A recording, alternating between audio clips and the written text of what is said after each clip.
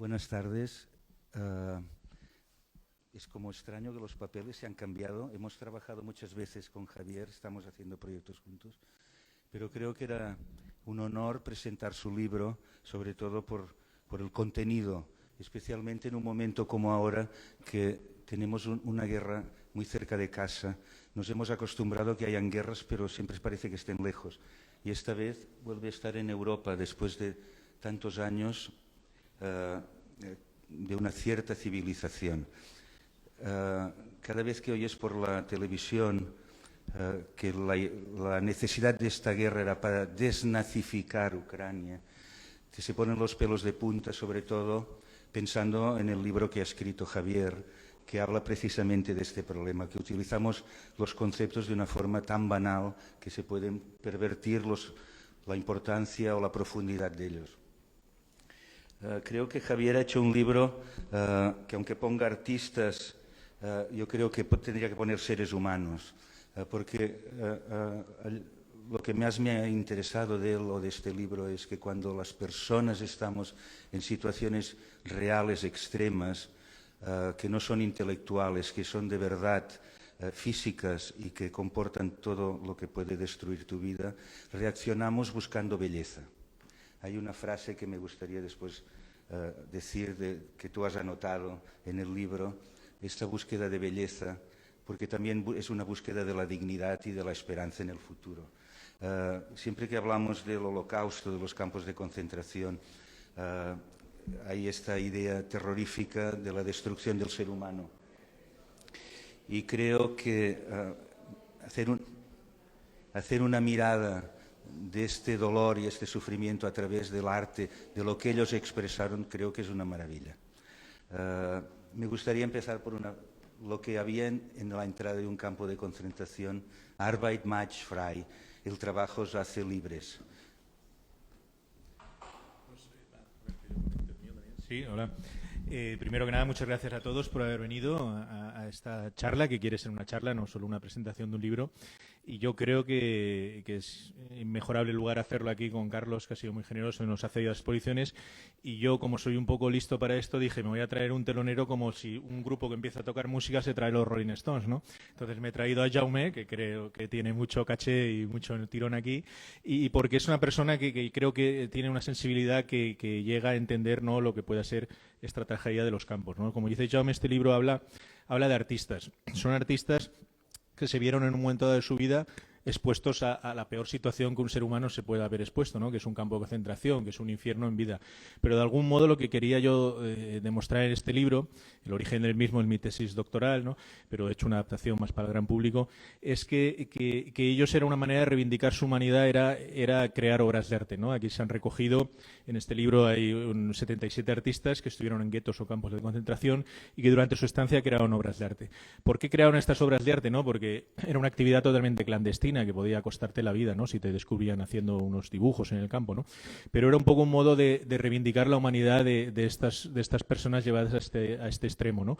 Era un poco la manera de decir, si queréis podéis matarme, pero yo soy un ser humano. Cuando uno intenta aniquilar, sobre todo en este caso, a toda una raza, cuando hablamos del tema judío, aunque había muchos otros artistas incluidos aquí que no eran judíos, uno tiende a deshumanizar a la persona, ¿no?, pensar que no está matando a un ser humano. Entonces hay una anécdota que se cuenta en el libro, un superviviente del campo, que estaban en un vagón, ¿no?, yendo al campo de concentración, y les pararon a un descanso en cambio de trenes, y unos ciudadanos de Dijon, les dieron como para alimentar un trozo de bacon, ¿no? Y entonces los guardias le dijeron, no les deis bacon, y querían decir que son judíos y no comen cerdo, y para comer hay dos expresiones en alemán, que es essen o fressen, ¿no? Y ellos utilizaban la referida a los animales. Entonces intentaban un poco querían pensar que no eran seres humanos, sino que eran animales, porque los querían luego aniquilar sin duda, ¿no?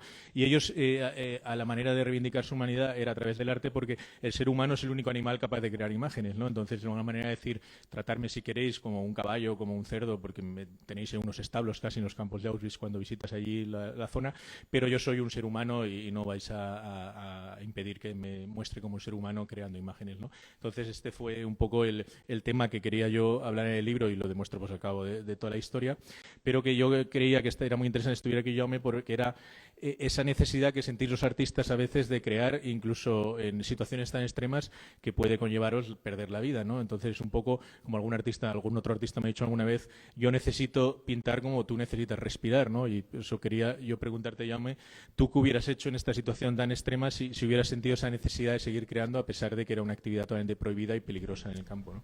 Bueno, a veces cuando me han preguntado por qué eres artista, yo siempre he dicho, era inevitable.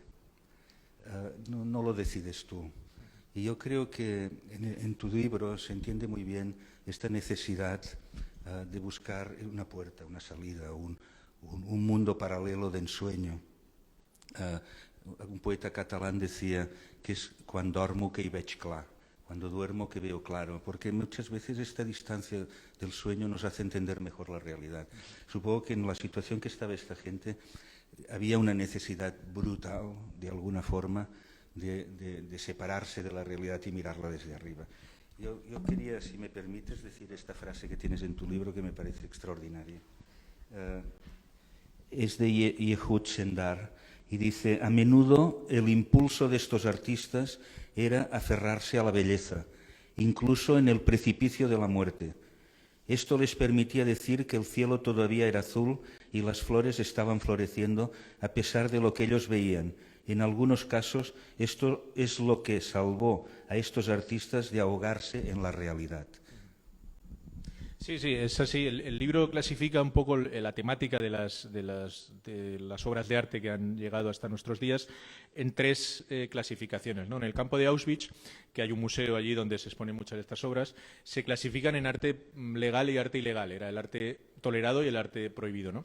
Yo hago una tercera clasificación dentro de lo que sería el arte ilegal, que es el arte del escapismo, ¿no? Entonces, que es un poco el que comentaba Jaume. Por una parte estaban los comandantes del campo, aunque nos llamen la atención, vivían en el campo con sus familias y tenían unas casas las cuales tenían que decorar, ¿no? Entonces, cuando descubrían que a lo mejor algún prisionero pues tenía dotes artísticas, le pedían que le hicieran algún paisaje para su casa y le daban incluso materiales como podían ser un lienzo y pinturas, ¿no? Zoran Music, uno de los artistas que luego tuvo mayor trayectoria, ¿no? Que llegó a exponer en el Gran Palais de París, ¿no? Una inauguración que fue de Mitterrand, pues él cuenta que el comandante le pidió que hiciera un paisaje como si fuera su Baviera natal, él lo pintó y le pagó, entre comillas, le dio como premio un trozo de pollo. Entonces Zoran Music, que sus obras se cotizan actualmente entre 600.000 y 700.000 euros, siempre dijo que esa es la vez que mejor se ha sentido pagado, porque para él un trozo de pollo significaba la vida o la muerte, ¿no? Porque la alimentación que tenían tan paupérrima, sin duda alguna, pues un muslo de pollo te podía dar unos cuantos días más de vida, ¿no? Entonces, ese era el arte, digamos, tolerado y encargado por los comandantes o por los vigilantes que echaban de menos a su familia y le preguntaban cómo te va por Polonia, ¿no? Y aquel decía, pues hazme un retrato mío y se lo enviaré a mi familia, ¿no? En un papel. Y luego estaba el arte no tolerado, ilegal, que era el arte de denuncia, que es el más duro, ¿no? De donde se denunciaban las condiciones duras de vida en los guetos y en los campos, porque ellos pensaban, esto lo llegará a saber alguien, ¿no? Cuando estás en una situación tan extrema, alguien llegará a saber lo que estamos sufriendo, pues documentémoslo para el futuro, ¿no? Y luego estaba el arte del escapismo, que es un poco el que mencionaba Jaume, que eran muchos que para evadirse de la realidad tan dura cotidiana, pues imaginaban su vida pasada o paisajes que veían en su ventana de su casa o abstracción. Rolf Klaver es un artista que pintó cuadros abstractos y algunos están dibujos abstractos y algunos están en Metropolitan, por ejemplo, en la colección. Pero hay que decir que este arte prohibido se realizaba en materiales muy paupérrimos. Era material que sacaban de Strangis, digamos, de las oficinas, papel de estraza normalmente, donde podían pintar en el reverso, habían hojas de oficina y pintaban en el reverso. Es un material pues muy débil que ha llegado hoy hasta nuestros días, y un poco en el libro, que luego hay por aquí algunos ejemplares que el que quiera aquí creo que lo puede adquirir, intenta reproducir esos materiales de mala calidad, ¿no? Como se puede ver, porque son papeles pues que aquí se reproducen, papeles de estraza o demás, donde se ve un poco ese material. Por eso el diseño también quería hacer un guiño a esa historia, ¿no? de los materiales que eran de muy mala calidad y que a pesar de ello pues muchos aún han llegado a nuestros días y se conservan en diversos museos del mundo, ¿no? Hay una frase que también me ha gustado mucho de Adorno, del filósofo, que decía: ya no se puede escribir poesía después de Auschwitz.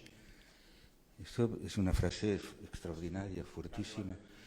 Y la forma que has estructurado tú el libro llega un poco a esta final casi, a esta conclusión, porque tú empiezas con todo el ambiente que generó el nazismo en los años 30 en Alemania, etcétera, que se fue como complicando la vida por todos los expresionistas alemanes, desde Otto Dix al último.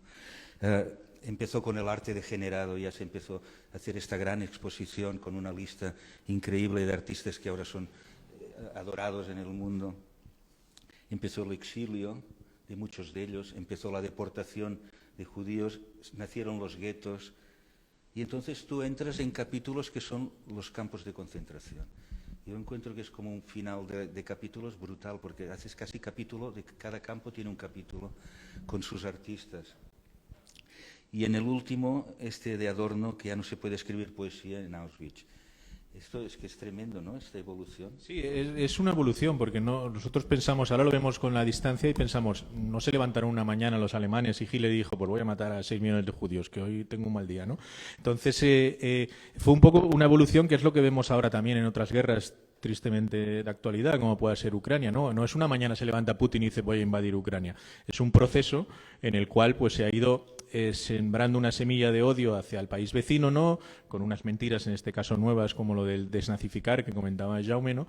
Pero eso pasó lo mismo en Alemania. Pero en Alemania lo que estaba claro, y explico en el libro al principio, hago una introducción y se ve todo un proceso histórico.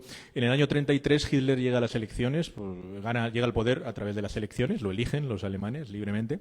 Y desde el año 33 en enero que llega al poder, en marzo del 33 se crean las 7 cámaras del Reich, las cámaras de cultura, para controlar toda la producción cultural del país.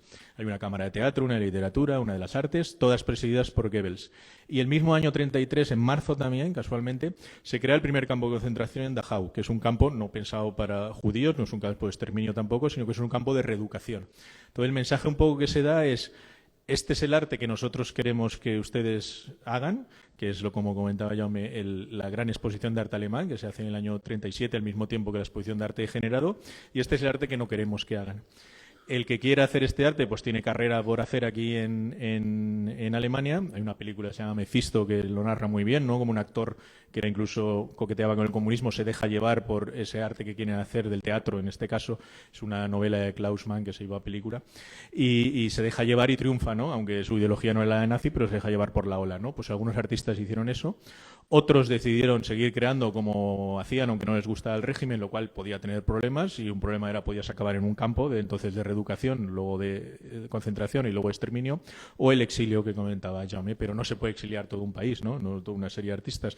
Los americanos, que son muy listos para eso, hicieron una operación de rescate, que se cuenta aquí también, liderado por lo que antes, el germen de lo que luego fue la CIA, que fue Marianne Frey, que se dedicó a salvar artistas que Estados Unidos pensaba que podía ser interesantes traer a Estados Unidos y ofrecerles venir. He leído que Matisse no hubo manera. Matisse ni Picasso quisieron irse, dijeron que asumían riesgo y que si se quedaban ahí, pues si les pasaba algo, pues les pasaría, pero se fueron muchos, como Mies van der Rohe, como Kandinsky, por ejemplo, pues se acogieron a este programa. El programa es para hacer una película porque verdaderamente Alfred Barr, el director del MoMA, fue el que seleccionó la lista de artistas que por su calidad valía pena venir. Eran unos 100 y Marianne Frey la tuvo que memorizar, los 100 nombres, porque si caía en manos de la Gestapo o algo, pues tenían la lista de los tíos que querían irse, ¿no? Con lo cual eran enemigos del régimen.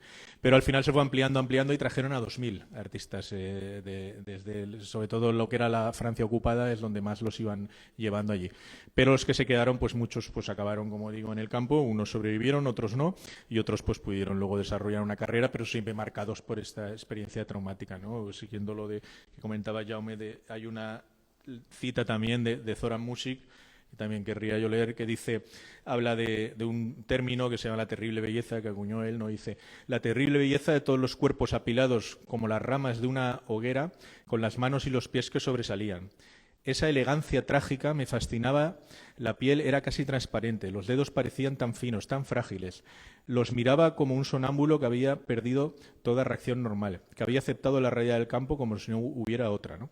Muchos de ellos luego, de cuando sobrevivieron, pues se sintieron un poco culpables, entre comillas, ¿no? Por haber podido descubrir esa terrible belleza, ¿no? Era un poco, si yo he sobrevivido... Pero también su función era como la de un fotógrafo, en el fondo. Sí, había una parte que era documentar lo que pasaba, y eso no lo he explicado, se explica en el libro. Muchos de estos dibujos luego se utilizaron en los innumerables juicios que hubo contra los comandantes de los campos como prueba de las barbaridades que se habían cometido. Tú abrazas, que esto me gusta mucho, a todos, pero Music era mejor que otros. Sí, sí, sí, sí. Pero esto no vamos a hacer el crítico estúpido de arte, ¿no? Por ejemplo. No, no, el requisito para estar aquí es que o antes de entrar en el campo hubieras tenido una trayectoria como artista, o después, por ejemplo, Abidor Arica entró en el campo con 17 años, o que después, si sobreviviste al campo, hubieras desarrollado una trayectoria como artista. No, la calidad pues tampoco se entra a juzgar. Porque también me ha sorprendido que había algún español. Ajá. Y había españoles que encontraron una cierta comodidad dibujando pornografía. Sí, esa es una historia muy buena, la de José Cabrero Arnal. Era un dibujante de cómics que dibujaba en el TVO en España. Como todos muchos de los republicanos que acabaron en campos de concentración, pues pasó a Francia, ahí se alistó en la Resistencia, lo detuvieron y lo enviaron al campo de Mauthausen, donde enviaban a todos los españoles. Y allí es donde primero ya le detuvieron en Belfort. Y fue cuando en la bolsa que llevaba descubrieron que tenía unos dibujos pornográficos, no eróticos. Entonces los policías colaboracionistas de los nazis hicieron bromas con los dibujos, lo entregaron a la Gestapo y cuando llega al campo llevaban todos con su bolsa antes que les pusieran el pijama a rayas y tal, y les sacan la bolsa y ven los dibujos pornográficos. Y el oficial de las SS, que José Cabrero, diciendo, puf, esto me va a costar a mí y tal, dice, ¿estos dibujos los has hecho tú? Y dice, sí, dice, pues tú a partir de ahora vas a trabajar a mi lado y me vas a hacer dibujos de estos todos los días. Entonces quería que le facilitara dibujos eróticos, ¿no? Y aquel dijo que eso le salvó la vida, porque gracias a eso estaba en unas condiciones un poco mejor, en una oficina con calefacción, al lado del jefe de oficinas, produciéndole literatura, dibujos, arte pornográfico para él, y gracias a eso pudo sobrevivir al campo. Fue vagando por Europa como tanto superviviente del campo, llegó a París, vivió allí de mendigo y al final consiguió trabajar en el diario L'Humanité. En España, el TVO hacía un perro, una tira cómica sobre un perro, y ahí Le Pif Le Chien, que era otro perro que fue muy popular en Francia y trabajó en L'Humanité durante mucho tiempo. Yo cuando era niño me acuerdo, muchas veces lo he comentado, que mi padre era un gran lector y uno de sus grandes temas era la Segunda Guerra Mundial. Supongo que como hijo de la Guerra Civil también él estaba interesado en entender qué había pasado en todos estos años, en los años 30 y pico, 40 y pico, tal. Y me acuerdo que yo ojeaba estos libros y se me hizo bastante habitual ver fotografías de los campos de exterminio. Me acuerdo uno que era el campo de Belsen, que habían fotografías de su director, que lo llamaban la bestia de Belsen, porque parece ser que hizo desastres por allí. Pero después de leer tu libro, de pronto entendí que había un agujero, un vacío brutal en los libros de mi padre. Nunca se habló de un artista en estos libros. Sí, es cierto que yo toda la biografía que he investigado para esto, es un libro con tantos artistas y de tan diversa procedencia, es el primero que se publica. Hay algunos sobre los artistas de Auschwitz, hay algunos sobre los artistas judíos, pero sí que es cierto que la historiografía... Pero siempre están como aparte estos libros, sí. No están abrazados dentro de un libro de historia. Y es un poco que yo creo que la historiografía judía, en este caso, no ha querido que se haga mucho hincapié en esto porque tienen miedo de que se pueda frivolizar, que alguien pueda decir, oye, pues si pintaban tampoco estarían tan mal en el campo, ¿no? Sobre todo cuando hubo un movimiento de negacionismo fuerte, que hoy en día también aún empieza a surgir en algunos países, ¿no? Como diciendo, a ver si alguien va a frivolizar con esto, ¿no? Pero bueno, aquí se explica bien claramente, solo con que vean los dibujos, las durezas de muchos de estos dibujos, evidentemente lo que querían era denunciar más que pasar un buen rato dibujando, ¿no? Entonces, verdaderamente, pues es un tema que nos ha tratado mucho y que en esta ocasión sí que he querido reunir de diversa procedencia sin querer solo los judíos o solo los del campo de Auschwitz o solo los de aquí, ¿no? Mayor número posible que yo he ido investigando y me he ido encontrando, y que es un work in progress, que dice en inglés, porque hay muchos más artistas que seguramente yo aún no he visto o que aparecerán, porque suele pasar que muchos de ellos no sobrevivieron, y en los guetos sobre todo, estos dibujos que hacían de denuncia los escondían para que no cayeran en manos de si habían redadas o lo que fuera, pues en falsos techos o demás. Y de vez en cuando se hacen obras en viviendas en Polonia, en la zona del gueto Varsovia, por ejemplo, y aparecen dibujos un día que estaban escondidos en un falso techo o lo que sea, y entonces los recogen los investigadores, sobre todo en el Yad Vashem, hay todo un departamento dedicado. Cuando había trabajado en Salzburg, en ópera, y después en el museo expuse allí o en exposiciones, me acuerdo que fui al museo que está cerca de donde estaba aquella residencia que tenía Hitler y todo aquello. Y es muy impresionante ver papeles con listas que hacían los capitanes, o no sé cómo se llama, de los que dirigían, porque era como si estuvieran haciendo un trabajo normal, ejecutando gente. Estas listas nunca las he olvidado porque son muy fuertes. Tú de alguna forma haces unas listas de artistas que formaban parte de aquellas listas de alguna forma, y yo creo que aquí sí que lo que es muy bonito es ver que gracias a ellos piensas en los otros. Yo creo que el arte tiene esta fuerza maravillosa de que hablando de ti hablas de todos. Pasar del yo a un nosotros. Y en tu libro lo noto muy fuerte, está muy bonito. Hay una artista que es una historia muy bonita, que es una mujer que pintaba, están incluidos aquí los retratos, a las reclusas y salen con un peinado muy bonito, con un vestido muy bonito. Y claro, si lo piensas dices, esto no es posible, ¿no? Porque estas personas estarían con un pijama de rayas y afeitadas. Estaban así, pero ella las pintaba así para darles moral y decir, saldrás adelante y volverás a estar como estabas, ¿no? Se las imaginaba como debían de ser, con un peinado más largo, el pelo largo, con un vestido bonito, y les daba los retratos para que les subiera un poco la moral de decir, no estás tan mal, porque estaban muy desnutridas y tal, sino que esto te ayudará a sobrevivir un poco, ¿no? Hoy no sé si lo habéis visto en la información de los periódicos, que han matado 2 chicas de Barcelona, pakistaníes, en su tierra, porque habían unos matrimonios pactados. Y me ha dejado impresionadísimo de nuevo, porque yo a veces caigo en el romanticismo de pensar que cuando hemos avanzado en una cosa ya no se puede volver atrás, y ves que no es verdad. Podemos volver a punto cero permanentemente. ¿Tú crees que esto es posible otra vez? Esperemos que no, pero bueno, el otro día me tocó presentarlo en un colegio de niños y de adolescentes. Y bueno, me invitaron por diversos motivos, bueno, y me llamó la atención que todos los niños estaban asustados como diciendo, me decían, ¿y usted no ve paralelismos entre esto y la guerra de Ucrania? Que estábamos ahora hablando, ¿no?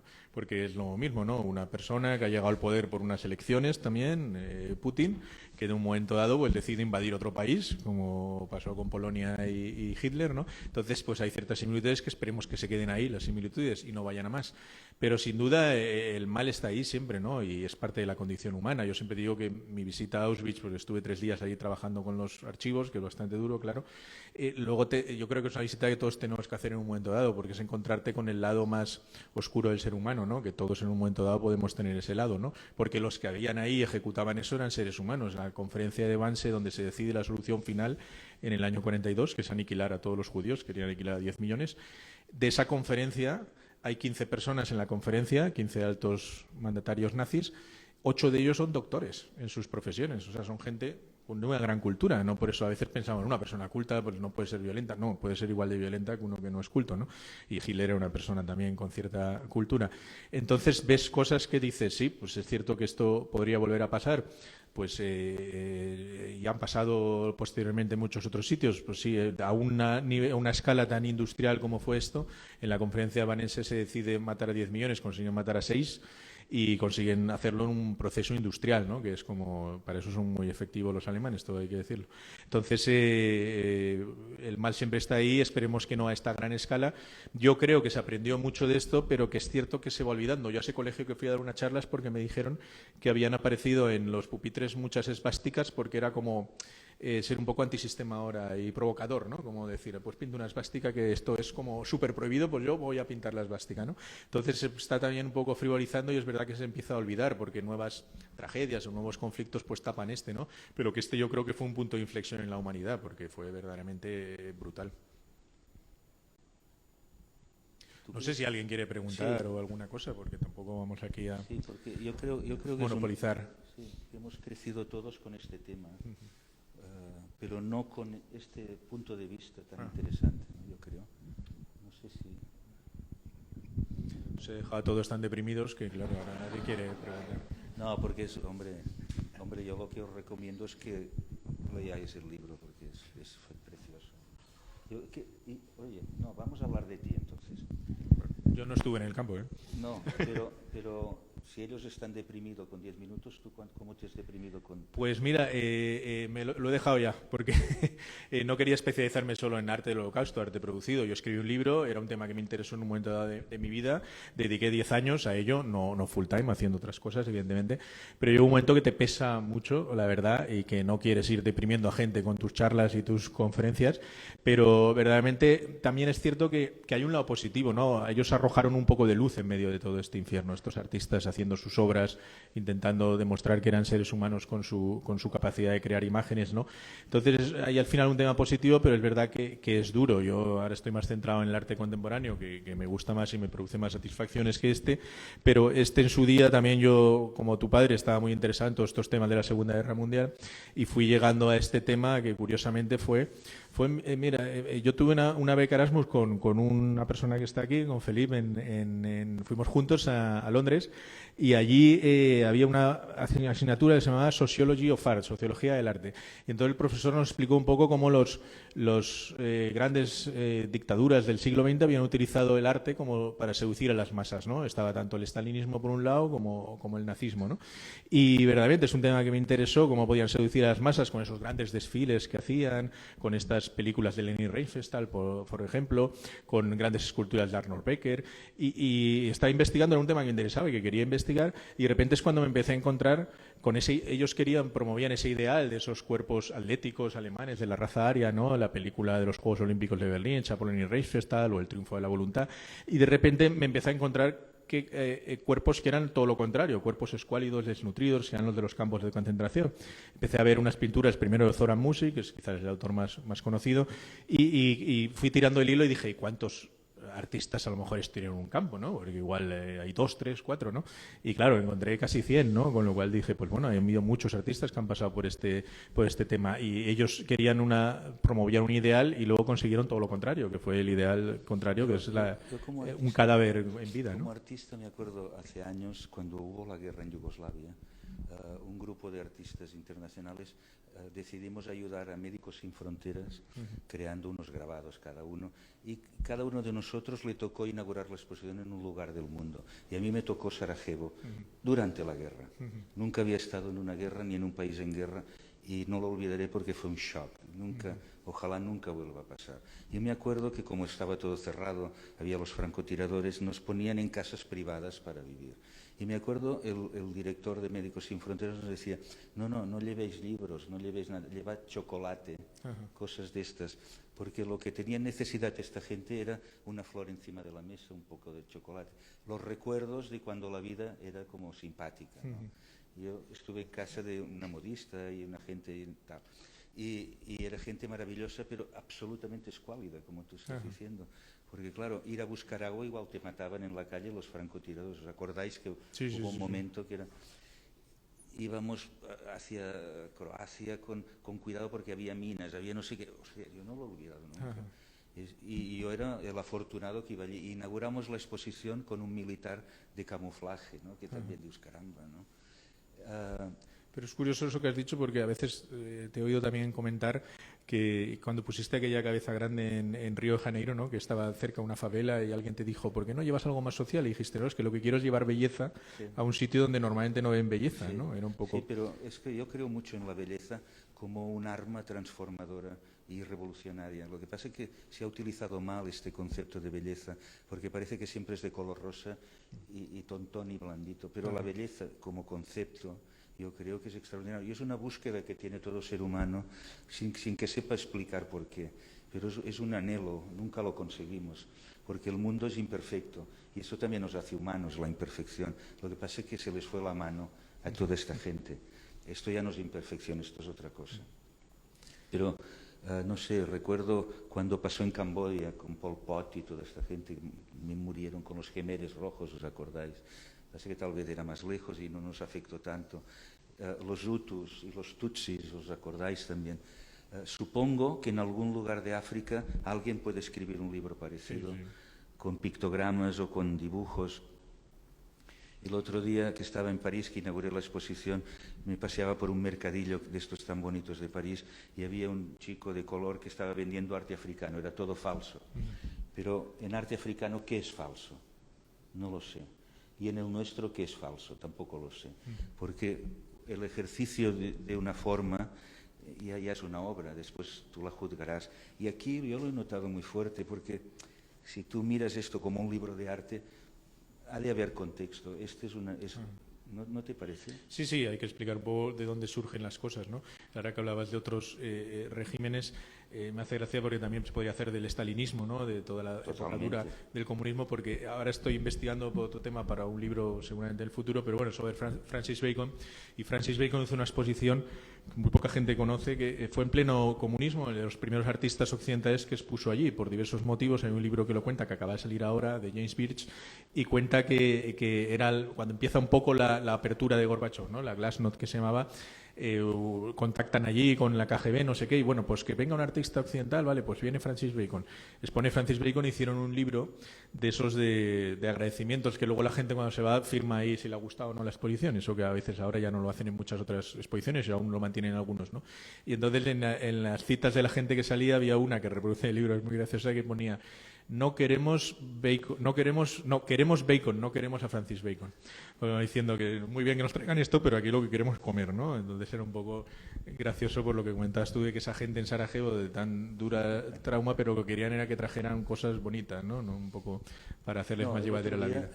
Bueno, hace unos días en Estados Unidos me contaban la anécdota de un museo de Nueva York que le encargó a un fotógrafo un reportaje sobre estas tragedias que de pronto en África pasan, que asaltan un poblado y lo arrasan y todo esto.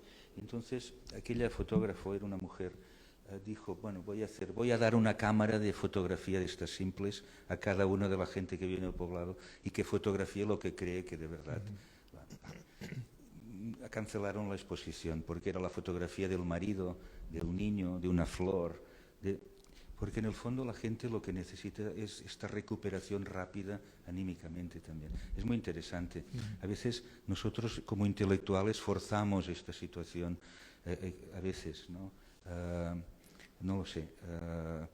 Cuando ha habido estos movimientos en el Mediterráneo trágicos, que ha muerto tanta gente también, a veces hacer la foto del muerto a la familia del muerto no es lo que más le puede apetecer ver. Pero en el museo queda muy bien.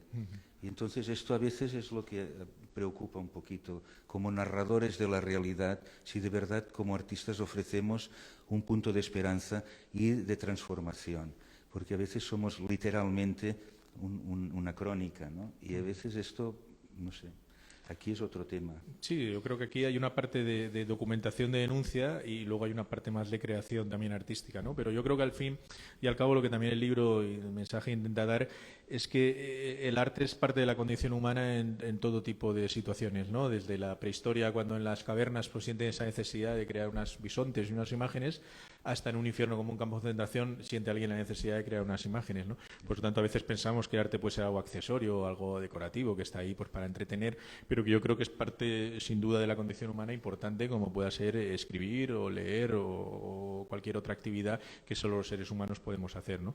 Y que en situaciones extremas pues la llevamos a la práctica igual, aunque nos pueda suponer eso perder nuestra vida. Yo me acuerdo las primeras veces que iba a París, uno de los artistas más reconocidos, o que gustaba más, era Muchich, me acuerdo. Y tal vez de este grupo que tienes en este libro sea de verdad el artista que era tal vez como más extraordinario. Pero los otros funcionan como la necesidad, como piramidal para que Muchich toque el cielo, todo este mundo. En el arte contemporáneo, ¿tú crees que hay esta intensidad? Intensidad quiero decir, aquí iba de vida o muerte, iba a expresar lo más profundo porque no había otra solución. ¿A veces notas a faltar esto en el momento actual?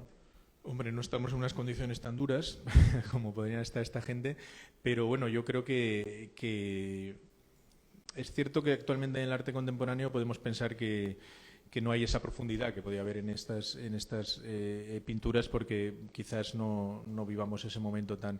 Pero bueno, yo creo que... Son incomparables, tal vez. Sí, exacto. Yo creo que es incomparable, ¿no? El contexto con otros contextos que podamos vivir ahora. Pero es cierto que hay situaciones extremas donde se sigue produciendo arte, en países de África, como tú comentabas, o en otros porque la gente lo necesita, yo creo, ¿no? Y el artista allá donde se encuentre, pues necesita crear de manera más acertada, menos, como tú dices, no no hemos querido juzgar aquí la calidad de algunas de las obras, pero que sin duda son arte. Al fin y al cabo, entraríamos en otro debate que es el arte, ¿no? Pero entonces, aquí, yo creo que algo que alguien crea con el objetivo de que sea arte es arte. Luego, pues, sea arte bueno, malo, regular, ¿no? Cuando empiezas el libro, hablas un poco del contexto en que se fue creando en Alemania, culpabilizando a un cierto grupo que fueron el mundo judío de todos los problemas que arrastraba Alemania desde el fin de la Primera Guerra Mundial. Versalles, bueno, la Segunda Guerra Mundial fue producto de un malentendido en la primera, bueno, etcétera. Hoy en día también hay gente que comunica mejor que otros. Supongo que en aquellos momentos se comunicaban unas ideas y nos las creíamos. Los gobiernos siempre tienen tendencia. Hoy reíamos en el coche juntos que uno de mis ayudantes me decía, es que sé perfectamente qué le está pasando a Johnny Depp y no he leído ningún periódico. Entonces, ¿quién nos comunica las cosas y para qué? No, lo que es cierto que comentabas tú es la importancia, no sé si eso es bueno o malo, pero la importancia que le dio el gobierno alemán al arte, yo creo que no se lo ha dado ningún otro gobierno después. O sea, por ejemplo, en el libro se cuenta, cuando se hace la exposición de arte, gran exposición de arte alemán, el arte que ellos quieren promover, que George Kolbe preside un poco el comité, pero detrás está Goebbels. Hay un momento que Goebbels escribe una carta diciendo: el Führer está muy enfadado, porque ha visto lo que ahí más o menos era para ser artista cuando llegan los nazis tenías que inscribirte en un registro, ¿no? Para ser artista, como que te dieran como si fuera un sindicato, ¿no? Entonces estaban todos controlados y a todos reciben una carta diciendo: se va a hacer una exposición de arte alemán, le invitamos a que presente sus obras si quiere aquí presentarlas. Se dio la casualidad con un artista que estuvo al mismo tiempo en la de arte alemán y en la de arte degenerado, en las dos por distintas obras, pero bueno. Entonces reciben la carta y tal y Goebbels escribe: el Führer está muy enfadado. Ha venido a ver la selección de obra que se está haciendo de pintura, le gusta la de pintura, pero no la de escultura. Yo no me imagino a Boris Johnson, a Pedro Sánchez o a alguien revisando una exposición de arte británico o de arte español. No, pero cuando se hizo el pabellón de la República sí que se le volvió a dar importancia. Sí. En esa época se le daba una importancia como seducir de masas que comentábamos antes. Hubo el Guernica, hubo aquel cuadro que se perdió de Miró, la Campesina, y hubo aquella escultura maravillosa de Alberto. No sé, igual le estamos dando poco valor. Estoy de acuerdo contigo que los políticos a veces no se dan cuenta de la importancia que tiene como mensaje. O hay otras armas ahora de seducción, como la televisión o como otros medios, que a lo mejor son más potentes que el arte, ¿no? Pero bueno, en ese momento se le dio una importancia brutal y por eso se quiso controlar desde el primer momento, porque se daba cuenta de que era algo que podía mover a las masas en un sentido o en otro. Ellos dijeron, pues vamos a moverlo donde nosotros queremos. Pero también hubo las quemas de libros extraordinarios.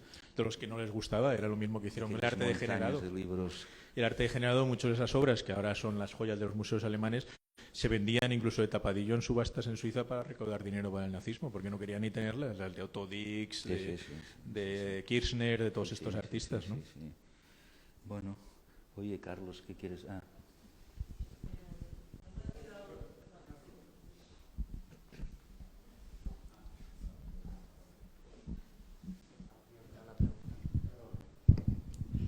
Una pregunta que no me quedó clara. Bueno, antes que nada decirte que estoy muy contenta de estar aquí porque me inscribí en el Club Matador para poder verte y no pude ir al final. Muy bien. Pero compré el libro, que lo tengo en mi mesilla de noche, que todavía no he empezado, porque quiero encontrar el momento, no me parece fácil. Pero no me ha quedado muy claro con lo que has explicado, porque decías que la mayoría de los dibujos que se han encontrado son dibujos reivindicativos, ¿no? Sí, bueno, sí hay de todo. Vale, pero no se encontraban más dibujos bellos, que ellos necesitaban ver la belleza y compartirla, y cosas bellas, ¿no? Que necesitaban. Sí, se han encontrado de ambos. Para poderlo soñar y salirse de ese horror, ¿no? Y era la única manera de poder. En los campos se han encontrado también muchos de los de escapismo, que llamo yo, en los guetos más de denuncia. Los guetos estaban controlados por los consejos de ancianos de judíos, entonces en cuanto empiezan a ver verdaderamente los guetos, más o menos la finalidad era encerrar a la gente, como sabéis, para ver si se morían de hambre casi. Entonces dicen, pues vamos a denunciar las atrocidades. A muchos artistas, como Esther Lurie en el gueto de Varsovia, se le libera de cualquier otra obligación y se dice, tú dedícate solo a documentar todo esto, a pintar todo el día, porque esto no sabemos si llegará a conocerse o no, ¿no? Entonces, en los guetos, por ejemplo, es más un arte de denuncia. En los campos también hay mucho más de escapismo, pero en los guetos, por ejemplo, hay una historia del gueto de Terezín, que es un gueto en la actual República Checa, que era el gueto más intelectuales, donde enviaban a toda la población, incluso alemana, intelectuales judíos, pues enviaban allí, y era un gueto donde hubo cierta creación cultural, se hacían conciertos, se hacían representaciones de teatro. Entonces, cuando la Cruz Roja llegan denuncias de las barbaridades que se cometían en los guetos, se anuncia una inspección y el gobierno alemán, que era muy hábil para todo el tema de propaganda, como sabéis, se adelanta y dice, pues bueno, vamos a organizar una visita a la Cruz Roja al gueto de Terezín. Entonces, lo que hacen es, cogen y hacen una redada a toda la gente que se veía como más desnutrida y tal, los meten en vagones y los envían a Auschwitz a eliminarlos, así de claro, para dejarlos mejor aspecto. Y crean como un decorado como si fuera una película para que la visita, y hacen una película, incluso un vídeo que proyectan como el nodo, digamos, donde se llama La ciudad que Hitler regaló a los judíos, con todo tipo de ironía en el título, ¿no? Entonces, hay una serie de 4 artistas que ven esta maniobra y a través de un marchante de arte alemán que conocían, sacan una serie de dibujos de las atrocidades que se cometían en Terezín. Para que os hagáis una idea, morían una media de 100 personas al día. Había un váter para cada 100 habitantes, o sea que había que hacer una cola de 100 personas para ir al baño, unas condiciones insalubres totales. Pues hacen estos dibujos y se publican en la prensa internacional.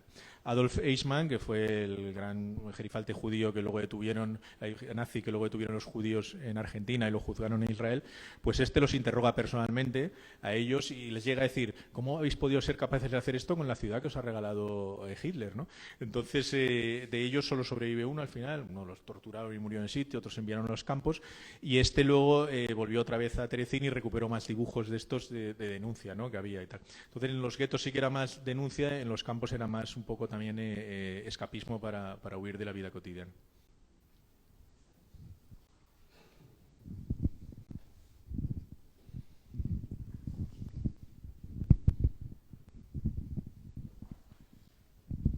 Hola, Javier. Hola, Juan. Hola, Javier. Yo os quería hacer una pregunta a los dos. Y es evidente que estos 2 años de pandemia han hecho cambiar muchísimas cosas, y especialmente en la sociedad, ¿no? Y ahora que volvemos a la normalidad, ¿cuál es vuestra opinión de cómo la sociedad está reaccionando entre la cultura y el arte? ¿Veis algún cambio, así como en otros sectores vemos grandes cambios? ¿Cómo lo percibís vosotros como protagonistas y como grandes actores del mundo del arte? Yo creo que se está volviendo un poco a la normalidad. Yo vengo de la Bienal de Venecia, por ejemplo, y había muchas ganas de que hubiera una Bienal, y los creadores querían volver a exponer sus obras, querían volver a encontrarse con los espectadores, ¿no?, un poco de sus obras. Pero esta parte más traumática, por decirlo de una manera, de la pandemia, que a todos nos ha afectado y que sin duda yo creo que a los artistas también, yo creo que esto, que he hablado con algunos, y yo creo que es algo que tardará en salir. El artista no es alguien, en mi opinión, que reaccione de inmediato ante las cosas, ¿no? Necesita un tiempo para digerirlo y luego poderlo mostrar en su obra, ¿no? Porque yo creo que sí que hubo por parte de los medios, una intensidad por intentar saber cómo estaban viviendo los artistas, cómo estaba reaccionando su obra ante la pandemia y estas cosas. Y yo creo que requieren, ha habido algunos ejemplos de artistas que yo he visto que sí que ha influido de alguna manera su obra, pero pasó un poco lo mismo en la Bienal de Venecia. Lo digo con otro tema, que volvemos a la guerra de Ucrania. Tuve una cena, yo fui comisario de una exposición allí ahora de Hugo Rondinone, y tuvimos una cena con periodistas y críticos de arte, y Rachel Campbell Johnson, la crítica del Times, me cuenta que ha enviado al Times una crónica de la Bienal, un poco de lo que encuentra en la Bienal y lo que ha podido ver, y se le devuelven diciendo que no, que tiene que centrarlo en la guerra de Ucrania. Dar un poco la visión de la guerra de Ucrania de los artistas, cuando la Bienal se había planificado y todos los artistas la obra la habían hecho cuando aún no había guerra de Ucrania. Entonces es un poco que no da tiempo a que haya una reacción, ¿no? Entonces yo creo que con la pandemia pasa un poco lo mismo. Yo creo que necesitará un poco tiempo para ver ese reflejo. No sé, Jaume, ¿cómo lo ha vivido él? Yo cada vez que me lo preguntaban decía algo parecido, pero en este caso es más fácil. En el próximo libro que presente Javier te lo podremos decir. En 2 o 3 años, supongo. En vez de artistas en los campos, será artistas en la pandemia. ¿Más preguntas?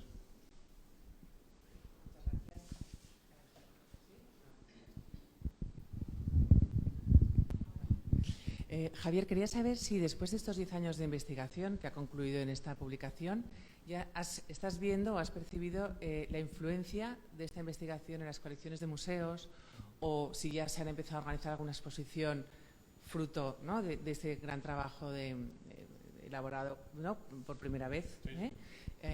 o si, no sé, si hay proyectos de algún documental, en fin, ¿qué influencia ha tenido? Sí que me han comentado alguna vez de hacer exposición. Yo no he insistido mucho en ello porque, como os digo, es un tema que quiero ir dejando poco a poco, pero sí que creo que podría ser una buena exposición porque hay un núcleo de obras importantes. Por ejemplo, los dibujos de Zoran Music, los 10 que tiene del campo de Dachau están en el Pompidou, en la colección de Pompidou, lo cual ya quiere decir la importancia que tiene este artista, ¿no? Felix Nussbaum es otro artista, tiene un museo en Alemania, en su ciudad natal, diseñado por Daniel Libeskind, el mismo que ha diseñado el Museo Judío de Berlín o que ha diseñado la torre que ha sustituido a las Torres Gemelas en Nueva York. El Yad Vashem, por ejemplo, tiene una colección inmensa de obras de estos artistas. El Yad Vashem sí que ha hecho algún tipo de exposición. En Alemania hubo alguna exposición y se podría hacer una exposición con muchas de estas obras y yo creo que serían muy interesantes, pero que por mi parte... A mí siempre me gusta, para mí una exposición es como una manera de investigar y llegar a fondo a un tema, ¿no? Entonces yo en este caso ya lo he hecho a través del libro, por tanto la exposición, pues, hombre, no aportaría mucho más, pero que creo que se podría ser interesante, igual que como tú comentas, un documental. Sí que había alguna conversación y con la Casa Sefarat en Madrid también lo comento, pero yo tampoco he insistido por ese motivo, ¿no? Pero que creo que sí que sería interesante. Sí, o las mismas obras que están reproducidas aquí en este libro, pues podríamos verlas en la pared colgadas, ¿no? Que siempre es interesante.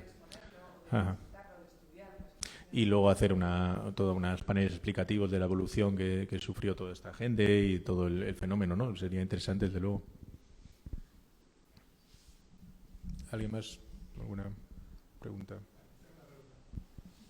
Felipe.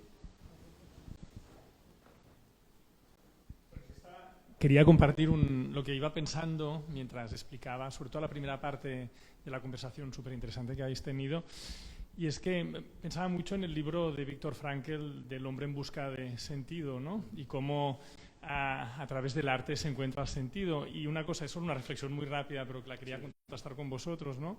Cuando hablas del arte de denuncia y el arte de escapismo, ¿no? Aquí, en principio, el arte de denuncia sería lo que tendría más sentido racional, pero en cambio parece que cuando estás en las situaciones más extremas lo que abunda más es la búsqueda de la belleza, ¿no? Que hablaba también Jaume Plensa, y me parecía bonito ver este vínculo con aquello más espiritual del arte, de alguna manera, cuando estás buscando sentido en las condiciones peores en las que se puede encontrar un ser humano, ¿no?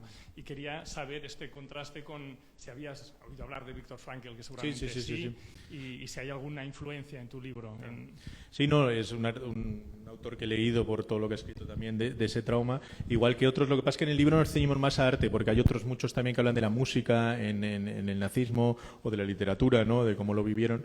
Pero es curioso porque ahora que estás diciendo tú eso, estaba pensando que esas tres clasificaciones, aparte de las dos, la de escapismo, denuncia y la de encargo, se podría aplicar también al arte contemporáneo actual, ¿no? Hay artistas que funcionan por encargo, otros de denuncia social y otros que buscan la belleza o el escapismo, ¿no? Sería un poco una clasificación que se produjo en los campos, pero que se podría extrapolar a la sociedad actual de tipos. ¿Qué palabra tan fea, escapismo, no?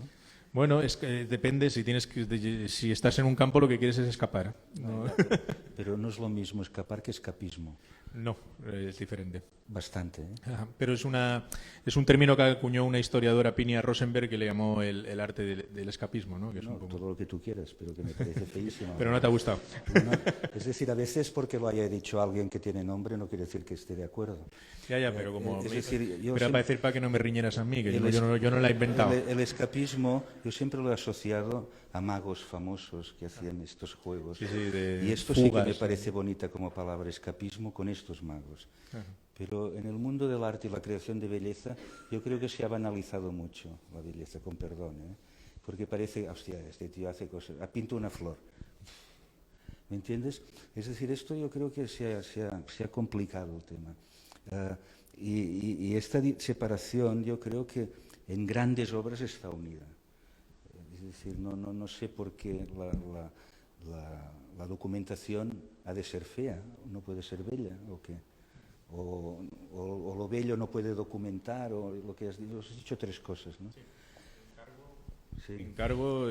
Yo me acuerdo que Oscar Wilde, cuando estuvo en la prisión de Reading, él escribió una carta a las autoridades diciendo, hay tres cosas, porque parece que el número 3 es mágico, está en todo, ¿no? Las tres gracias, todo. Bueno, dijo, hay tres cosas en la cárcel que definen el sufrimiento o el contexto en el que vivimos, que es el hambre, la enfermedad y el insomnio. Hunger, disease, insomnia. Y claro, tú dices esto y esto es la base de nuestra vida, pero de todos, ¿eh? Porque claro, en el fondo son las tres cosas que has de resolver. Y claro, en un mundo como el que tú describes, yo he notado esto en tu libro. Podríamos resumirlo en estas tres palabras que decía ya Oscar Wilde en una carta impresionante. Porque es esto, más que escapismo, no sé qué, belleza. No, hostia, Oscar Wilde estaba en la cárcel por amor a la belleza, porque se enamoró de la belleza. Lo que pasa es que se malentendió y entonces se confundió con otras cosas. Pero él, su compañera lo apoyó completamente y tal. Es decir, que a veces pueden haber campos de concentración individuales también en el mundo. Pasa que esto se les fue la olla y estamos todos de acuerdo, ¿no? Pero cuando hablamos de diferenciaciones en el arte, yo me pongo siempre muy nervioso, porque creo que solo hay una palabra, arte. Después tú lo puedes juzgar bien, mal, no sé qué. Pero esta gente eran... Bueno, no sé si estaréis de acuerdo, pero a veces os cruzáis con alguien en la calle que hace un gesto como si nunca hubierais visto aquel gesto antes, como si lo estuviera inventando, pero no le importa perderlo allí, se lo deja pasar con esta generosidad. El artista se obsesiona en fijarlo. Entonces, bueno, hay gente que tiene esta capacidad de fijar lo bueno, lo malo, lo regular, lo suyo, lo que cree que es importante, yo qué sé, y después el tiempo lo juzga, porque el tiempo es el gran ayudante, es el que después limpia todo, ¿sabes? Claro, con los años que han pasado tenemos esta perspectiva un poco privilegiada de mirar esto y agruparlo por grupos, no sé qué, tal. ¿Sabes qué quiero decir? Y a mí este libro me ha impactado sin agrupar, ¿sabes qué decir? Y, no sé, yo como no leo mucho los pies de foto, miro los cromos que se decía antes, miras las imágenes del final y no miras si pertenecen a un grupo u otro. Yo os lo recomiendo porque de verdad que has hecho una selección fantástica de imágenes.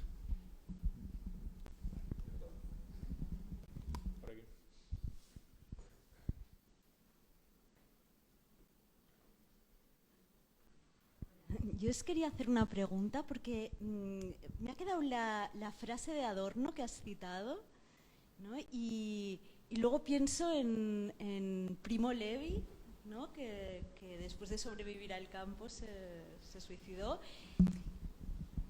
Y la gente que el arte era la esperanza, que bueno, lo que les hacía sobrevivir, ¿no? Pues ¿Cómo esto, ponemos eso? pues esto. Porque la frase esa de Adorno a mí me inquieta mucho, porque pienso, ostras... No, pero es que la frase de Adorno no es literal. La frase de Adorno es poética, aunque él diga que no se puede. Pero por eso es fantástico Adorno, porque puedes leer lo que no dice y lo que dice a mí.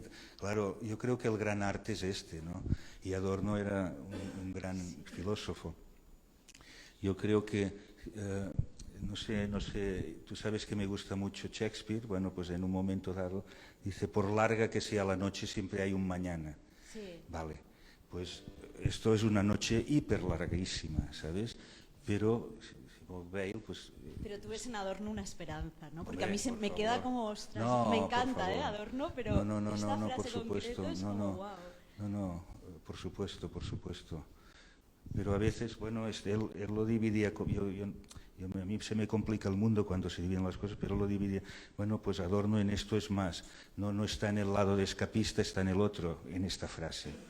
Pero yo creo que es una frase de una belleza. A mí me ha impresionado mucho esta frase. Incluso tienes más ganas de hacer poesía cuando lees esta frase. Sí.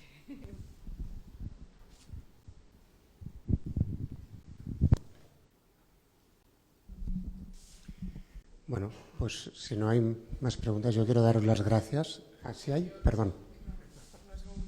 Yo me gustaría daros las gracias porque para mí ha sido, o sea, me habéis abierto los ojos a una realidad que yo creo que no era consciente y hablo mucho también por mi generación. O sea, es verdad, lo hemos estudiado en el colegio, pero no lo hemos vivido así, no somos conscientes de esto. Entonces, ¿cómo podría mi generación saber un poco más de toda esta realidad que es una barbaridad? Leyendo el libro. Tenéis que comprarlo, Pues- leerlo, dárselo a vuestros amigos, que lo lean también. No, pero es cierto que hay un poco de desconocimiento o de... Yo lo que creo es que nuevas historias tapan las anteriores, ¿no? Y esta pues parece que queda ahí como algo ya muy del pasado y tal, pero que sigue estando muy presente, ¿no? Y yo creo que es verdad que... No. Es que nos miras como un poco inquietantemente. Yo he llegado a entrevistar a supervivientes de campos, indudablemente, pero también es cierto que cada vez quedan ya menos. Ahora ya los que quedan tienen cerca de 90 y pico años, con lo cual esa memoria pues se va a borrar un poco, pues quedará grabada. En el Yad Vashem están haciendo todo una función de entrevistas orales, de grabar entrevistas a toda esta gente para que cuenten todo lo que quieran contar, pero sin duda es duro para ellos revivirlo, pero que es cierto que ya van quedando pocos y ya lo que quedarán serán los libros o estas grabaciones o estas entrevistas que sí que quedan.